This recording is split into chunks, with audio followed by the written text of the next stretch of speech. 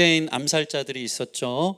이들을 피해서 하나님이 밤중에 로마 군대의 호위를 통해서, 특별히 군인 전용 도로를 통해 가이사랴 재판, 고등 재판 법원에 도착하게 됩니다. 그는 안전한 헤롯궁에서 이제 공식적인 재판을 기다리고 있는 장면이 오늘 시작되고 있습니다. 여러분, 하나님께서 사명자를 보호하십니다. 믿으십니까? 우리의 삶을 인도하고 계십니다. 사도 바울을 하나님이 로마 군대를 호위해서 공식 재판까지 보호하고 계신 것을 볼 수 있습니다. 그런데 오늘 본문을 보면요, 닷새 만에, 닷새 후에라고 시작합니다. 이 재판이 생각보다 엄청 빨리 시작됩니다. 왜 그렇습니까? 이 닷새 만에 유대인들이 올라온 거예요. 그 사내들인 공의의 대제사장 아나니아, 지난번에 불법 공회를 열어가지고 바울 사도를 신문하지 않았습니까? 그때 주동자였던 아나니아를 필두로 불법 공회를 열었던 장본인들, 일당 장로들과, 특별히 오늘은요, 로마 출신의 변호사 더둘로란 사람을 데리고 와서 이 공식 재판을 하기 위해서 5일 만에 달려온 것을 보게 됩니다. 여러분, 이들이 얼마나 급하게 달려왔는지 아십니까? 바울을 죽이려던 음모가 다 무산되니까 로마 변호사 더둘로를 고용하는 것도 시간이 걸렸을 텐데, 재판 준비하느라고 시간이 걸렸을 텐데, 바울을 향한 사형 선고의 혈안이 돼서 5일 만에 쫓아와서 가이사랴에 드디어 이 벨릭스가 있는 총독이 있는 법정까지 이르게 된 것입니다. 여러분, 오늘 말씀의 전체 배경은 그래서 법정입니다. 재판이 이루어지고 있죠. 우리 1절 말씀 같이 한번 읽어볼까요? 1절 시작. 닷새 후에 대제사장 아나니아가 어떤 장로들과 한 변호사 더둘로와 함께 내려와서 총독 앞에서 바울을 고발하니라. 유대인들은 빨리 바울을 없애야 했던 것 같아요. 그래야지 자신들의 입지가 서고 지금까지 쌓아온 공든탑, 자신들의 명예부, 그게 자신들의 구원이라 여겨서요, 바울을 없애야지만 생각하는 열정으로 여기까지 달려온 것입니다. 그리고 나서 먼저 더둘로가 고소를 시작합니다. 그는 벨릭스 총독 앞에서 자신의 새치혀로 엄청난 아첨을 하면서 다가가고 있는 것을 봅니다. 벨릭스의 환심을 얻고 싶어서 이 3절부터 보면, 당신 때문에 우리가 태평을 누렸습니다. 당신의 선견 지명으로 말미암아 우리의 모든 나라가 개선되었습니다. 내가 당신을 괴롭게 할 생각은 없지만 대강 저의 주장을 펼칠 테니까 관용하여 들으시옵소서 하면서 재판관의 마음을 사려고 하고 있습니다.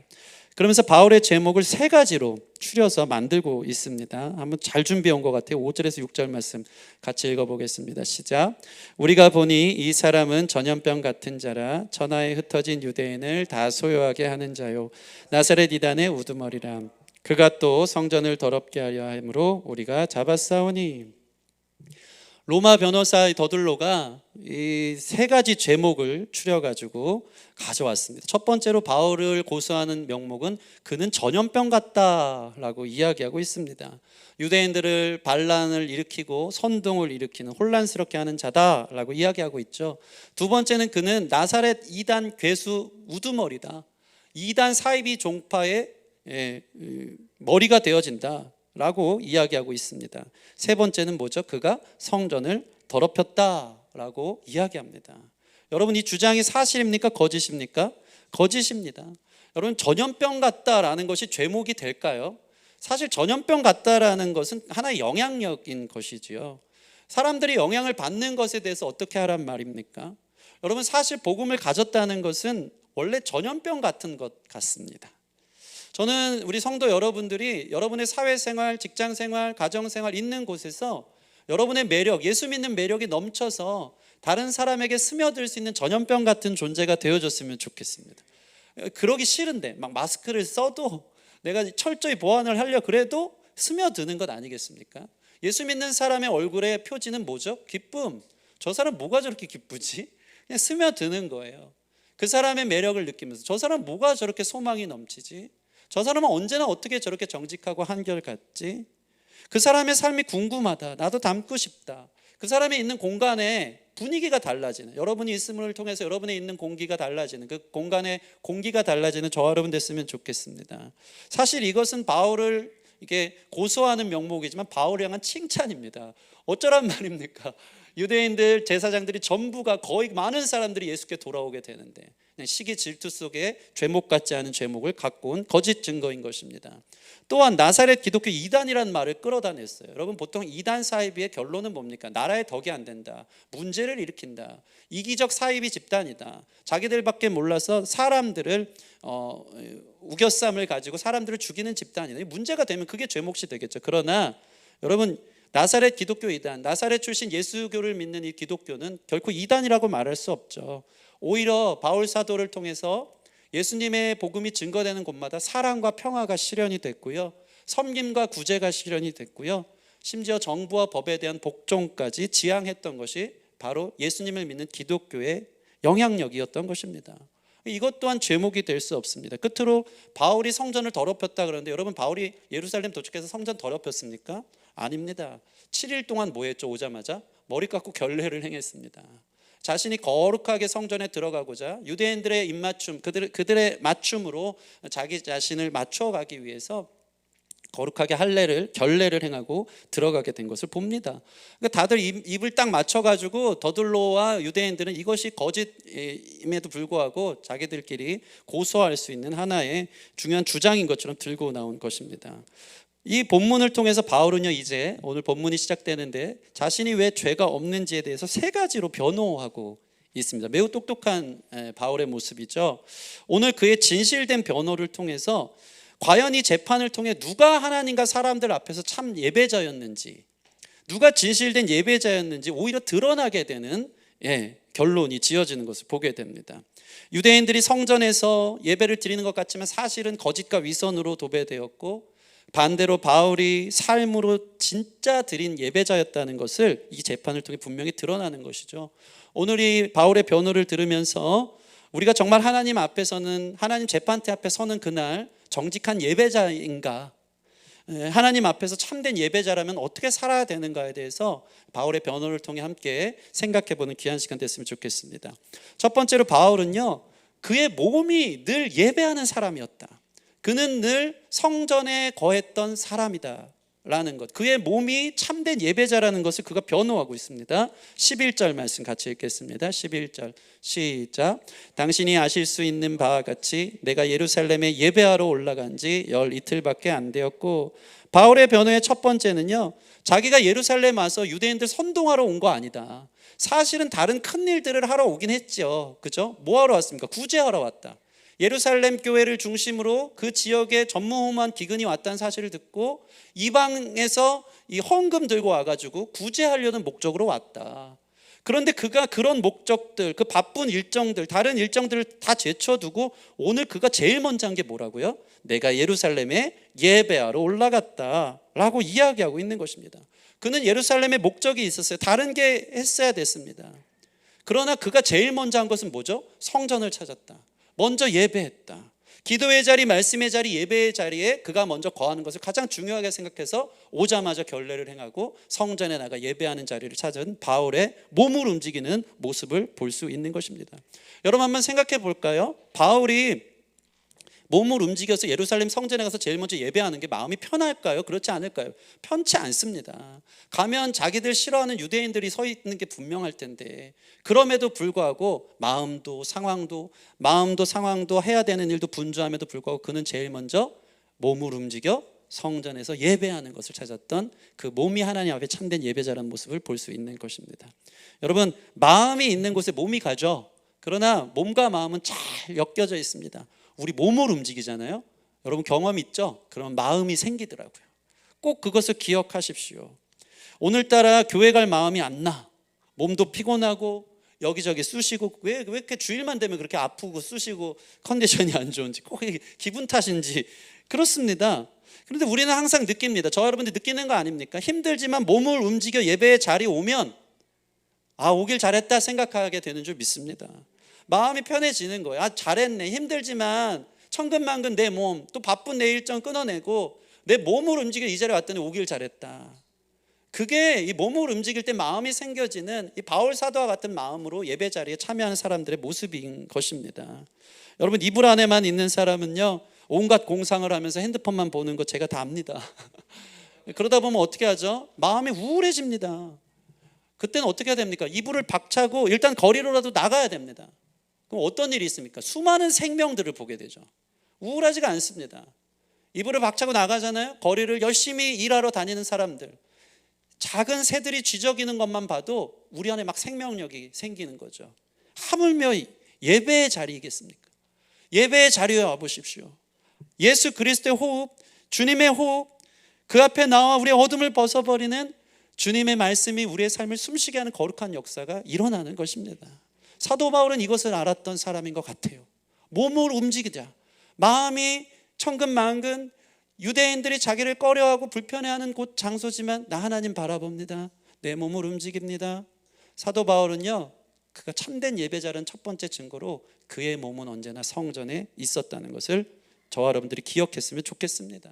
성경은요, 우리에게 감정보다는 날마다 우리의 의지를 이야기할 때가 많습니다. 사랑도 감정이 아니고 의지죠. 동사죠. 믿음도 생각이 아니고 행함이죠. 여러분, 우리의 몸을 옮길 때 거기에 하나님께서 은혜 주십니다. 감정도 바꿔주십니다. 상한 감정과 나의 생각에 지배받지 말고 몸을 움직여 예배할 수 있는 참된 예배자들이 되어지기를 바랍니다. 제가 늘 하는 예화가 있어요. 우리 승기 이 예화를 너무 좋아합니다. 어떤 사람이 식당을 예약해 놓고 오질 않는다고 합니다. 식당에서 전화가 왔어요. 아니 손님 12시 예약해 놓고 왜 안 오세요? 근데 그 대답이 가관입니다. 제가 배가 고파서 갈 수가 없어요. 뭡니까? 배고파서 예약해 놓고 배가 고파서 갈 수 없대. 우리가 예배 안 오는 거랑 핑계가 똑같은 거예요. 다른 말로 하자면 어떤 사람이 병원 예약을 해놨습니다. 근데 시간이 돼도 오질 않는 거예요. 전화가 와요. 병원에. 왜 안 오시죠? 제가 아파서요. 아파서 병원 예약해 놓고 아파서 못 간대. 왜 그렇습니까? 예배도 똑같은 거예요. 여러분들, 우리의 심령이 다운되고 삶이 힘들고 고민이 많은 사람에게 제가 가끔 전화해서 예배 왜 안 오세요? 물어보면요, 제가 문제가 많아서요, 제가 마음이 너무 힘들어서요, 이 문제가 좀 해결되면 갈게요, 제 마음이 좀 나아지면 갈게요 한다는 것이죠. 여러분, 왜 이게 앞뒤가 안 맞습니까? 문제 해결되려고 예배 오는 거예요. 마음이 아프니까 예배 오는 거예요. 그럴 때 하나님께서 회복시켜 주신다는 것이죠. 나 이거 여러분, 그럼 어디서 나올 거예요? 어디서 회복될 거예요? 어디서 충전할 거예요? 여러분, 몸을 움직이십시오. 그러면 무너진 마음, 상한 마음, 회복되려는 문제도 다 주님 안에서 회복되어지는 놀라운 은혜를 경험하게 될 줄 믿습니다. 예배와 타협하지 않으시기를 바랍니다. 모든 상황과 감정을 의심하고 주님께 나오십시오. 몸을 움직이는 예배자들이 되어지기를 바랍니다. 두 번째로 바울은요, 몸뿐만 아니라 그 마음이 진실된 예배자였다. 마음이 진실되다는 것, 정직하다는 것, 그의 마음이 정직하다는 것, 이것이 엄청난 예배자의 하나님의 기준이 되어지는 것을 봅니다. 시편 15편 1절 2절 말씀 같이 한번 읽어볼까요? 시편 15편, 성전에 올라갈 때 이스라엘 백성들이 부르던 노래거든요. 같이 읽겠습니다. 시작. 여호와여, 주의 장막에 머무를 자 누구오며 주의 성산에 사는 자 누구오니까? 정직하게 행하며 공의를 실천하며 그의 마음에 진실을 말하며. 여기서는 주의 장막과 주의 성산, 예배자의 자격을 말하고 있어요. 어떤 사람이 참된 예배자라고요? 정직한 사람, 마음이 진실된 사람. 여러분, 하나님은요, 우리의 중심을 보십니다. 하나님은 우리의 겉모습이 아니라, 사람은 겉모습을 보지만 하나님이 오늘 우리에게 찾으시는 우리 마음의 진실함인 것입니다. 정직하고 진실된 자, 그 마음을 가진 자를 하나님이 참된 예배자라고 인정하는 것입니다. 진실되고 정직한 예배자는 뭘까요? 겉모습과 뒷모습, 앞모습과 뒷모습이 똑같은 사람인 것입니다. 교회에 있는 모습이나 가정에 있는 모습이나 사회생활하는 모습이나 일관된 사람, 그게 마음이 정직한 예배자인 것입니다. 그런 저와 여러분 됐으면 좋겠습니다. 오늘 바울의 변론을 볼까요? 그가 얼마나 그의 삶이, 그 마음이 진실된지를 그가 이야기하고 있습니다. 11절에서 13절 말씀 같이 읽겠습니다. 시작. 당신이 아실 수 있는 바와 같이 내가 예루살렘에 예배하러 올라간 지 열 이틀밖에 안 되었고 그들은 내가 성전에서 누구와 변론하는 것이나 회당 또는 시중에서 무리를 소동하게 하는 것을 보지 못하였으니 이제 나를 고발하는 모든 일에 대하여 그들이 능히 당신 앞에 내세울 것이 없나이다. 바울이 변론을 하면서 뭐라고 합니까? 그의 삶을 그냥 정확하게 고백하는데 그 모든 것이 매우 진실하다 보니까 아무것도 책잡을 것이 없는 삶이 되어지는 것입니다. 보세요. 바울을 향해서 유대인들은요, 그는 이 예루살렘에 와서 유대인들을 선동하러 왔다라고 거짓말로 고소를 합니다. 근데 바울은 뭐라고 합니까? 11절 13절 저희가 읽은 전, 자기는 단지 예배를 드리러 예루살렘에 갔다라고 이야기하고 있습니다. 사람들을 선동하려 한 게 아닙니다. 그러면서 딱 정확하게 변론합니다. 뭐라고 합니까? 자기가 예루살렘에 온 지 12일밖에 안 됐다. 이게 무슨 말입니까? 이 말이 진실된 고백이 되는 이유가 뭡니까? 자, 더둘로가 주장한 것, 유대인 변호사가 주장한, 그는 전염병 갖고 유대인 선동하러 왔고 나사렛 이단이란 말을 했습니다. 생각해 보세요. 바울은 이게 억울했던 거예요. 아니, 제가 예루살렘 온 지 12일밖에 안 됐어요. 그 중에 5일은 이 헤롯궁 재판정에서 재판 기다렸고요. 그 앞에 7일은요, 7일 동안 결례 행하다가 마지막 날 예루살렘 성전에 갔을 때 유대인들이 난리가 나면서 지금 여기까지 오게 된 딱 12일을 정확하게 이야기하고 있는 거예요. 이게 왜 변론이 됩니까? 바울은요, 지금 얘기하는 거예요. 12일 동안 무슨 유대인들을 선동할 수 있는 시간이 되겠습니까? 라는 것을 재판장에게 되묻고 있는 것입니다. 턱없이 부족한 시간이라는 거예요. 자기는 예배만 드리려고 12일 동안 지금까지 여기까지 오다 보니까 이렇게 온 거지, 선동할 시간이 없었어요. 함께 선동할 동물을 만들 시간도 없었어요. 밀란을 일으키기엔 준비도 부족합니다. 재판장님 보십시오 하는 거예요. 그러니까 자기의 삶을 있는 그대로 털어냈지만, 아무 계산 없이 있는 그대로 얘기했지만 그 뒤에 다른 이야기가 없던 사람, 정말 그런 거예요. 그냥 솔직히 얘기했는데, 계산 없이 얘기했는데 그 사람은 정말 진실된 삶이었어요. 우리는 어떻죠? 사람들한테 얘기할 때 이 사람한테 얘기하는 거 다르고 저 사람한테 얘기하는 거 다르고, 캐고 캐다 보면 그 속에 딴 이 내막이 있고 진실되지 않을 때가 있어요. 사도 바울은요, 전 12일 동안 예배만 드렸어요. 이게 그의 진실함을 변호하고 있는 것입니다. 특별히 바울이 예루살렘 성전에 있을 때 이 자신의 마음이 얼마나 진실된 사람으로, 예배자로 살았는지를 또 이렇게 변호하고 있습니다. 그는 양심에 거리낌 없이 살았다는 것을 이야기하고 있습니다. 우리 14절에서 16절 말씀 같이 읽겠습니다. 14절 16절 시작. 그러나 이것을 당신께 고백하리이다. 나는 그들이 이단이라 하는 도를 따라 조상의 하나님을 섬기고 율법과 선지자들의 글에 기록된 것을 다 믿으며 그들이 기다리는 바 하나님께 향한 소망을 나도 가졌으니 곧 의인과 악인의 부활이 있으리라 함이니이다. 이것으로 말미암아 나도 하나님과 사람에 대하여 항상 양심에 거리낌 없기를 힘쓰나이다.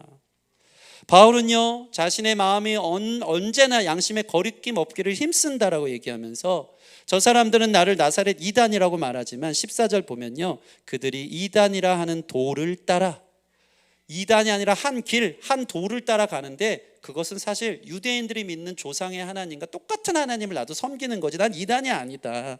율법과 선지자의 글을 나는 다 믿는다, 동일하다. 그리고 똑같이 부활의 소망을 가진 사람이다 라고 얘기하면서 자기가 얼마나 진실되이 하나님을 섬기고 있는지에 대해서 이야기하면서요, 16절이 중요한데, 이것으로 말미암아 나도 하나님과 사람에 대하여 항상 양심에 거리낌 없기를 힘쓰나이다 라고 얘기하고 있습니다. 여러분, 여기서 거리낌 없기를 힘쓴다는 것은요, 헬라어로 아스케오인데요, 적극적으로 훈련한다는 의미예요. 거리낌 없기를 그는요, 하나님과 사람 앞에서 진실되려고, 이 양심의 가책을 느낌에도 불구하고 죄를 짓고 불법을 행하고 거짓을 행하고 위선을 행하지 않으려고 어떻게 해요? 적극적으로 훈련했다. 밤마다 주의 말씀이, 주의 양심이 나를 훈계하는 것에 대해서 그는 항상 열려 있었고, 하나님과 사람 앞에 진실된 예배자가 되려고, 마음이 깨끗한 사람이 되려고 적극적으로 훈련했다. 특별히 아스케오의 뜻을 보니까요, 투쟁했다. 사전이 되게 재밌어요. 투쟁했다고 가로 열고 뭐라고 나왔냐면요, 고통스러울 정도로 라는 의미가 있더라고요.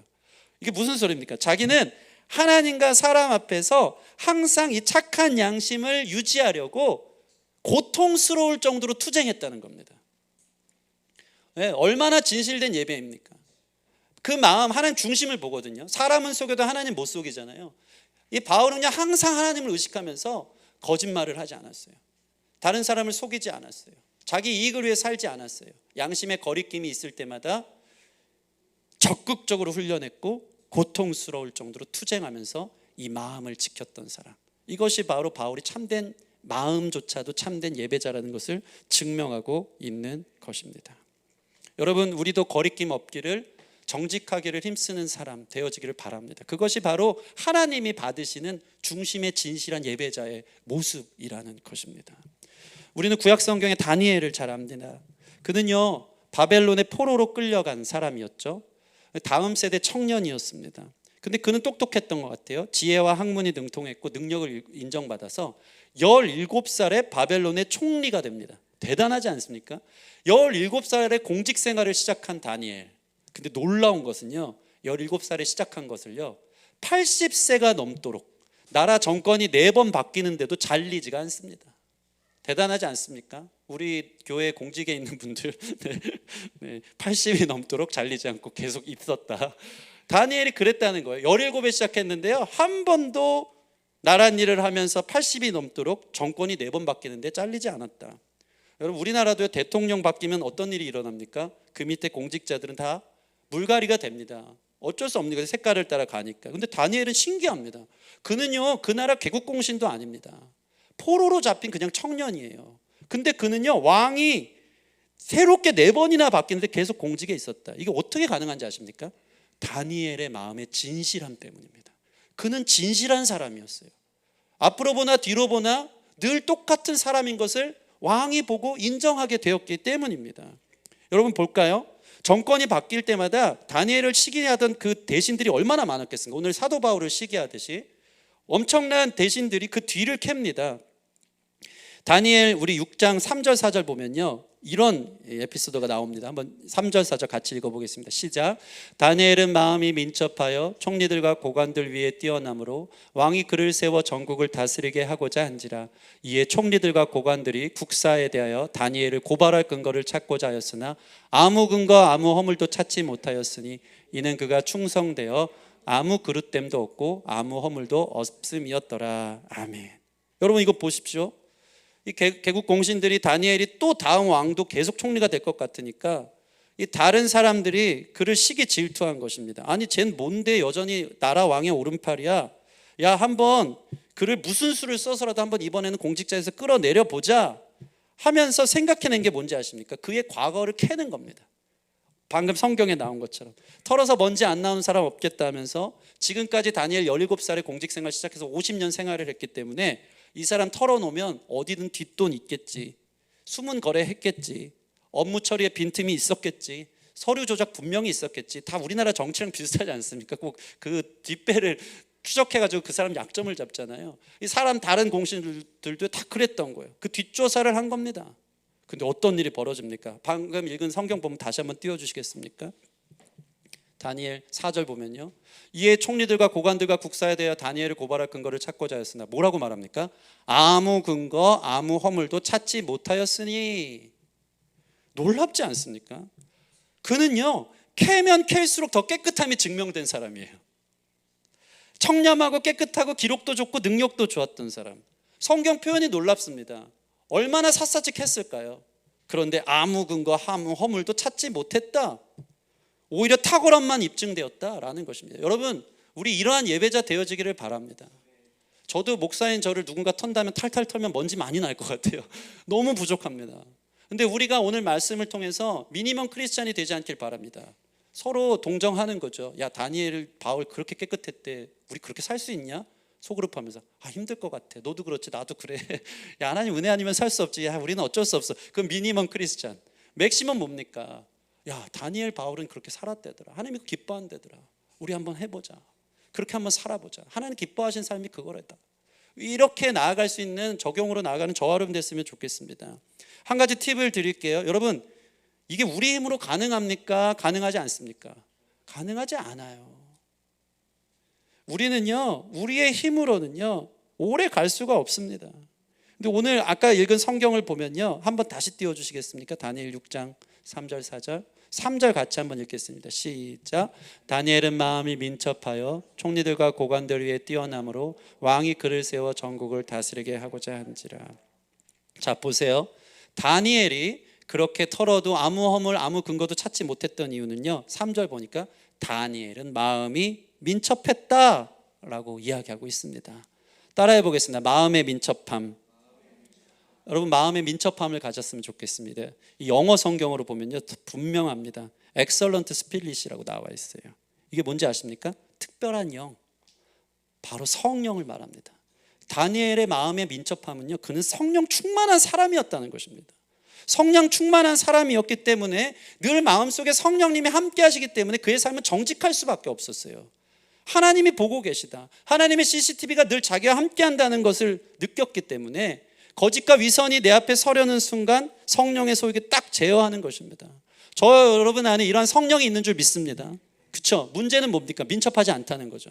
성령님이 내 안에 딱 제어를 걸어요. 너 그거 위선이잖아, 그거 잘못이잖아, 그렇게 하면 안 되잖아, 말씀하는 줄 믿습니다. 저는 그렇거든요. 여러분 그러시죠? 성령님이 딱 나타나시죠? 뭔가 죄 지으려 할 때, 하나님 기뻐하지 않는 거 할 때 막 양심이 딱 찔리면서 성령님이 딱 가르쳐 주잖아요.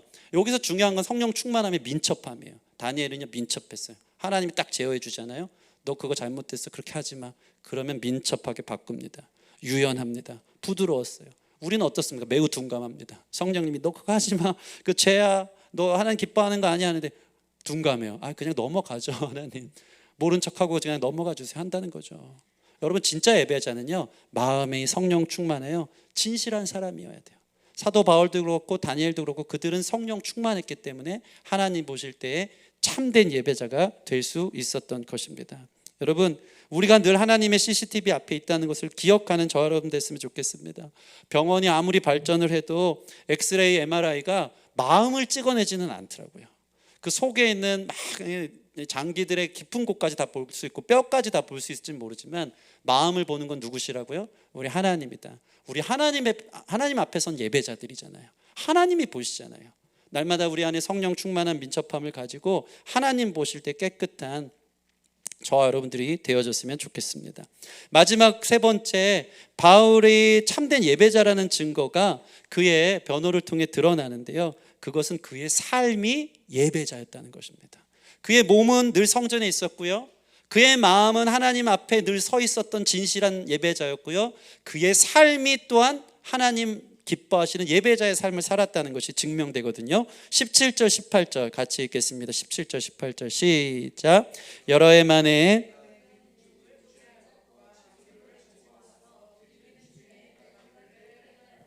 모임도 없고 소동도 없이 성전에 있는 것을 그들이 보았나이다. 그러나 아시아로부터 온 어떤 유대인들이 있었으니. 여러분 바울이 자신이 예루살렘을 왜 왔는지에 대해서 변호하면서 이렇게 얘기합니다. 자기는 예루살렘의 가난한 자들을 구원하기 위해, 구제하기 위해 왔다라고 얘기합니다. 이방 교회에서 지금 구제 헌금을 걷어서 온 것이죠. 바울은 반란자와 거리가 멉니다. 가난한 자들을 돕고 싶고 섬기고 싶어서 왔다. 그의 삶이 하나님 기뻐하시는 예배자였다는 것이 그의 변호를 통해 증거되고 있습니다. 여러분 우리가 이 자리에 오는 것도 예배지만요, 제2의 예배는요 사랑하고 섬기는 것인 줄 믿습니다.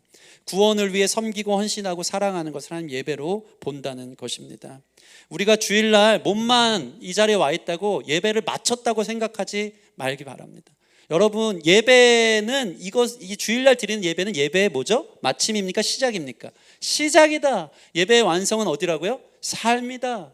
오늘 우리가 들은 이 말씀들, 또 주님 앞에 예배한 이 시작들을 시작으로 우리 한 주 동안의 삶이 사랑하고 섬기고 구제하는 일에 참된 예배의 완성을 이룰 수 있는 저와 여러분 되었으면 좋겠습니다. 우리 마음을 돌아보는 1차원적 예배가 이제 바울은 타인을 향한 사랑과 섬김으로 확대되어 예배의 완성으로 나타나고 있는 것을 볼 수 있는 것입니다. 그것이 바로 하나님을 사랑하고 이웃을 사랑하는 전인격적 예배자의 모습이 되어지는 것입니다. 자, 결론을 지어볼까요? 여러분 오늘 이 바울의 변호를 통해 누가 진짜 성전을 더럽힌 자인지, 누가 하나님과 사람들 앞에서 정직한 예배자인지가 오히려 드러나고 있는 것을 보게 됩니다.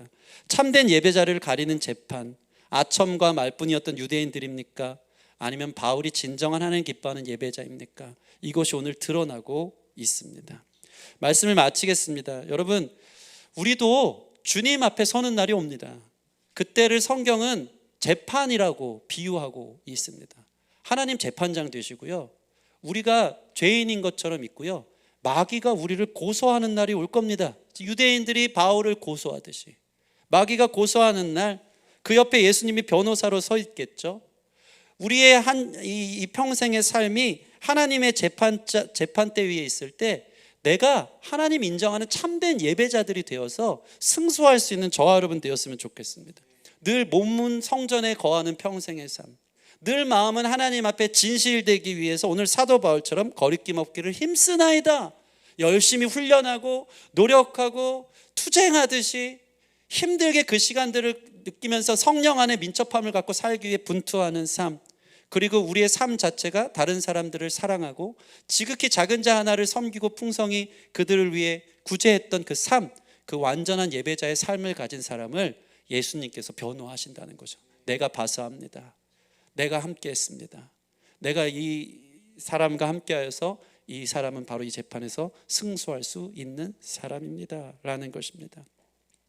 베드로전서 3장 16절 말씀 같이 읽겠습니다. 베드로전서 3장 16절 시작. 선한 양심을 가지라. 이는 그리스도 안에 있는 너희의 선행을 욕하는 자들로 그 비방하는 일에 부끄러움을 당하게 하려 함이라. 아멘. 여러분, 평생토록 선한 양심을 갖기를 원합니다. 그러면 우리의 선행을 욕하는 자들이 그 비방하는 일에 부끄러움을 당한대요. 무슨 소리입니까? 사탄 마귀가 하나님의 재판정 위에서 부끄러움을 당하는 날이 오게 될 줄 믿습니다.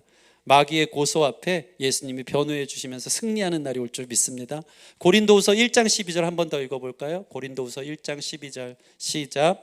우리가 세상에서 특별히 너희에 대하여 하나님의 거룩함과 진실함으로 행하되 육체의 지혜로 하지 아니하고 하나님의 은혜로 행함은 우리 양심이 증언하는 바니 이것이 우리의 자랑이라. 아멘.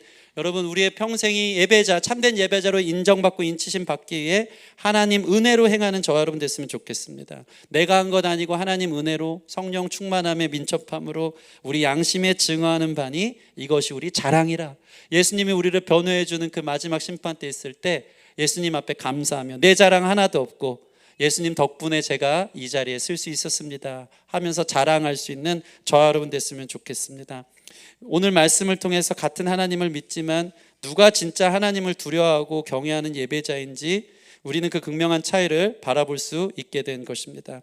여러분, 오늘 말씀이 여러분에게 또 하나의 전염병같이 퍼지는 거룩한 역사가 있기를 원합니다. 우리 마음에 소동이 일어나는 그 시작이 됐으면 좋겠습니다. 말씀이 여러분을 소동하고 있어요. 흔들어 놓고 있어요. 여러분에게 전염병처럼 스며들고 있습니다. 그 말씀 앞에 나도 진실된 예배자 되기 원합니다. 우리 안에 거룩한 소동이 일어나 우리의 몸과 우리의 마음과 우리의 삶이 참된 예배자들이 되기를 주님의 이름으로 축원합니다. 우리 같이 찬양하고 기도하는 시간 갖겠습니다. 우리 마음이 상한 자를 함께 찬양하고 말씀 생각하며 함께 기도합시다.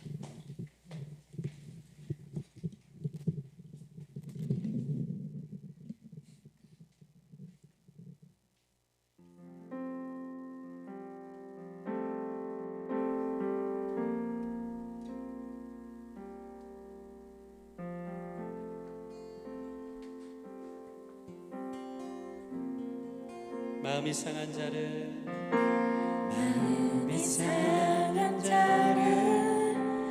고치시는 주님, 하늘의 아버지 날 주관하소서. 주의 길로 인도하사 자유케 하소서. 아멘. 새 일을 행하사 부흥케 하소서. 의의 주 우리 곧 목이 마르니 성령의 기름 부으소서. 의의 주 우리 곧 목이 마르니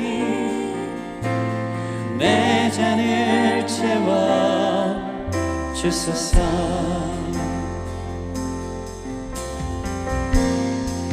성령으로 채우사 성령으로 채우사 주 보게 하소서.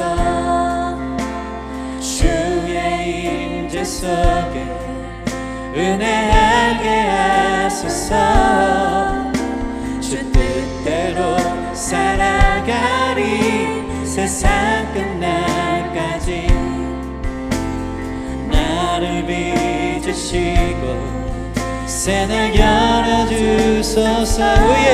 의의 주 우리 곧 목이 마르니 성령의 기름 부으소서.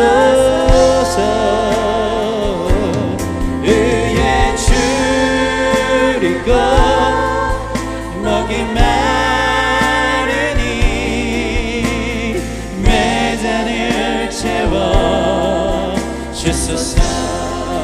의에 줄이고 의에 줄인 것 목이 마르니 성령의 기름 부으소서 의에 줄이고 목이 마르니 아멘 내 잔을 채워 주소서.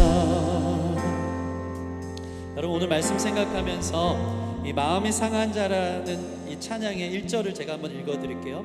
마음이 상한 자를 고치시는 주님 하늘의 아버지 날 주관하소서 주의 길로 인도하사 자유케 하소서 새 일을 행하사 부흥케 하소서. 여기서 얘기하는 마음이 상한 것은요 무슨 삶에 문제가 있고 안 되는 일이고 뭔가 억울한 일을 당한 그런 상함이 아니고요 내가 주의 의의 길로 가지 못함으로 인한 상한 마음인 거예요. 그가 이렇게 기도합니다. 하늘의 아버지 날 주관하소서 주의 길로 주의 도로 인도하사 나를 자유케 하소서. 그동안 주의 길이 아닌 성령의 이끄심을 따라 살지 않았던 제 삶을 보니까 털어서 먼지가 너무 많이 나요. 너무 부끄러워요. 그게 저를 자유치 못하게 합니다. 죄가 많습니다. 무너진 삶, 거짓된 삶, 위선된 삶, 가면 쓴 삶, 세상 사람들과 별반 다를 것 없는 그런 삶을 살면서 위선적으로 교회 예배만 나왔던 우리의 모습이 있습니다. 그래서 자유치 못한 걸 주님 앞에 마음이 상했다고 고백하며 이 찬양 저자는 노래하고 있는 것입니다. 우리와 동일한 마음인 줄 믿습니다.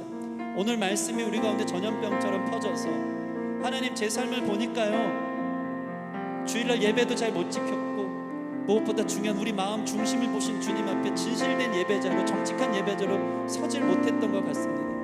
삶의 예배는 꿈도 못 꾸었고 내 자신의 삶의 이기심만을 위해 살아왔던 것 같습니다. 주님 그것 때문에 마음이 상합니다. 제가 의에 줄입니다. 다니엘에게 허락한 사도 바울에게 허락한 성령의 민첩함을 나에게 허락하여 주시옵소서. 성령님 나에게 충만하게 역사하여 주셔서 매일의 삶의 결정이 예배가 될 수 있도록 하나님을 선택할 수 있도록 하나님이 기뻐하시는 삶의 방향을 위해 민첩할 수 있도록 그 충만함 주리오니 배고프오니 하나님 나에게 부어 주시옵소서. 우리 같이 그렇게 주님 앞에 서는 날 부끄러움 없는 참된 예배자가 되길 원하는 마음으로 기도하며 나아가도록 하겠습니다.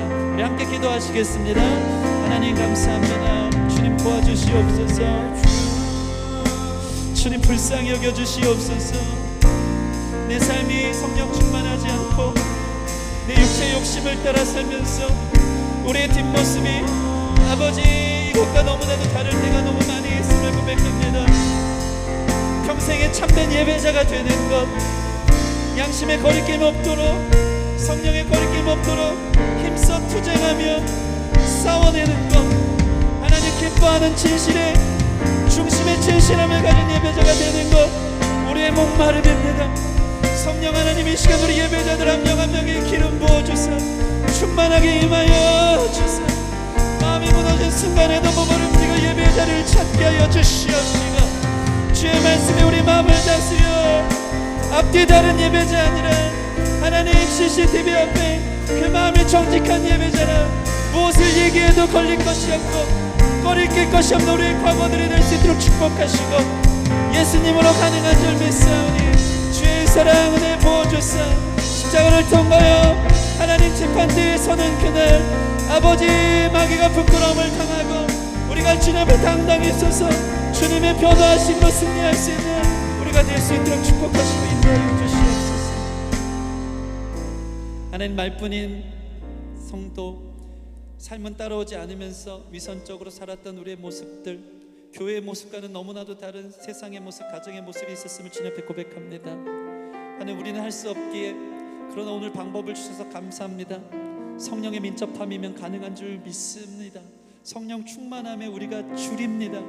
의에 줄이고 목이 마릅니다. 나의 무너진 삶 내 스스로 꾸려가기에는 너무나도 쉽지 않은 삶 그것 때문에 우리의 마음이 상하였습니다. 이 시간 구하오니 다니엘에게 허락한 성령의 충만함 사도 바울에게 허락한 성령의 충만함 우리에게 부어주셔서 우리의 마음을 따라 감정을 따라가는 것이 아니라 우리의 몸이 날마다 주의 성전 앞에 설 수 있는 자들 되게 하여 주시옵시고 우리 마음이 하나님 중심 보신 하나님 앞에 진실한 자들 되게 하여 주셔서 털어도 먼지 나오지 않고 깨끗하고 있는 그대로 얘기해도 아무런 거리낌이 없는 양심의 거리낌 없기를 힘쓰는 우리 모든 진실이, 마음의 진실함이, 중심이 진실한 자들의 예배자들이 될 수 있도록 주님 축복하여 주시옵소서. 특별히 우리의 삶이 나 자신만을 위한 삶이 아니라 구제하고 섬기고 사랑하며 삶의 예배자의 완성을 그렸으면 좋겠습니다. 그래서 주님 앞에 서는 날 칭찬받고 예수님의 변호 앞에 오히려 사단마귀의 참소가 부끄러움을 당할 수 있는 참된 승리자들이 될 수 있도록 주님 축복하여 주시옵소서. 감사함이 예수님 이름으로 기도합니다. 아멘. 아멘. 우리 다 같이 자리에서 일어나셔서 별단의 찬양하고 준비한 예물 하나님 앞에 봉헌하도록 하겠습니다.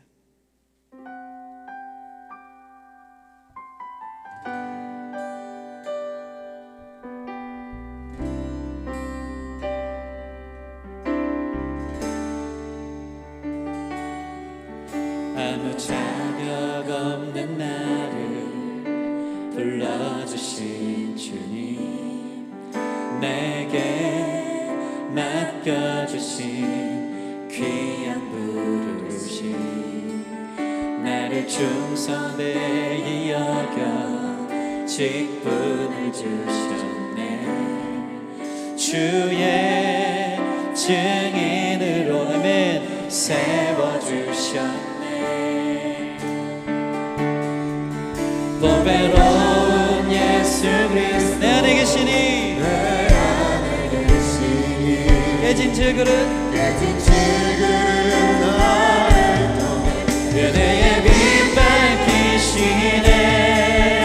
내가 달려갈 길과 내가 달려갈 길과 주 예수께 받은 사명, 곧 하나님의 은혜에 복음 증거하느니 내 생명조차 조금도 아끼지 않고 내게 주신 길을 걷네. 사방에 둘러싸여도 혁혁함과 낙심들 나는 멈추지 않네. 주가 함께 하시니 예수의 생명이 우리에게 나타났으니 생명의 역사가 죽을 영혼을 살리시리라.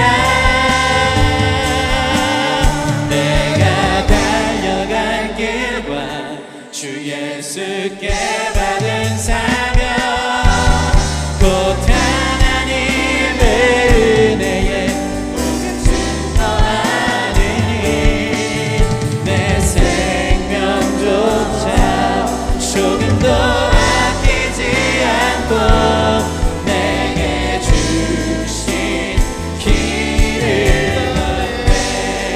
내 생명조차 조금도 아끼지 않고 내게 주신 길을 걷네.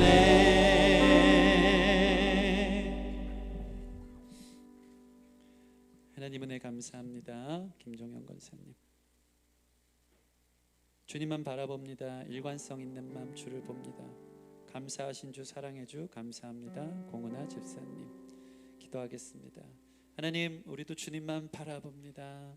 한결같으신 주님의 사랑 오늘도 부어주신 줄 믿사오니 그 사랑 힘입으면 우리 또한 하나님 기뻐하시는 참된 예배자 되어질 수 있을 줄 믿습니다. 성령님, 우리와 늘 동행하시기에 성령 중심의 삶, 주님이 주인된 삶 살아 우리의 몸과 마음과 삶 전체가 전인격이 하나님 받으실 만한 예배자 될 수 있도록 인도하여 주시옵소서. 그 마음 담아 그 믿음 담아 주님 앞에 예물과 함께 우리 삶을 드린 줄 믿사오니 주님, 우리 삶 전체에 하나님 흠양할 만한 재물 되게 하여 주시옵시고 이 물질 쓰이는 곳에 하나님 영광 나타나고 물질 때문에 궁핍함 당하지 않도록 날마다 주님의 일용할 양식에 채우신 경험하는 귀한 성도들의 삶 되게 하여 주시옵소서. 이제는 우리 주 예수 그리스도의 은혜와 성부 하나님의 크신 사랑과 성령의 내주교통 충만 깨닫게 하시는 역사가 우리 몸을 움직여 예배의 자리에 있고 우리 마음을 움직여 착한 양심의 예배자가 되고 우리 삶을 움직여 섬김에 힘쓰는 예배자가 되어 평생 승리하며 살아가기 원하는 기쁨의 교회 성도들 머리머리 위에와 이들의 삶과 미래, 가정과 학업과 직장과 사업 위에 열방 가운데 흩어져 선교하는 선교사님들의 삶과 사역 위에 이제부터 영원토록 함께 있을지어다. 아멘. 감사합니다. 주여 지으셔서 감사하고 축복하시고 열매 맺게 해주시고 인도하여 주시옵소서.